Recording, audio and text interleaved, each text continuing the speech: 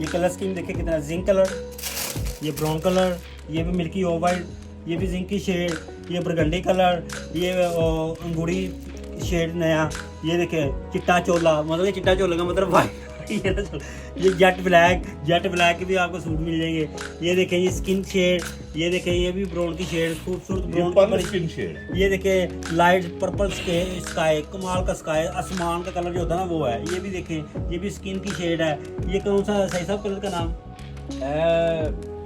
ਤੁਸੀਂ ਸਮਾਨ ਨਹੀਂ ਰੰਗ ਬਣਾਤਾ ਇਹ ਸਮਾਨ ਵੇਖਿਆ ਤੁਸੀਂ ਕਦੀ ਇਹੋ ਜਿਹਾ ਸਮਾਨ ਹੋਇਆ ਆਈਸ ਕਲਰ ਦਾ ਸਮਾਨ अच्छा ये आइस कलर का आइस कलर, ये आइस कलर कहते हैं। ये ब्लू है, नेवी ब्लू जिसे कहते हैं ना वो है। ये भी देखिए कितना ज़बरदस्त ग्रीन की शेड है, खूबसूरत। ये पर्पल शेड है, ये भी जिंक शेड है, ये चारकोल शेड कलर है, कमाल के कलर है। मैं कैसे बताऊँ किस कलर है। ये देखिए जिंक की, ये भी ये देखिए ये भी ग्रीन की शेड है।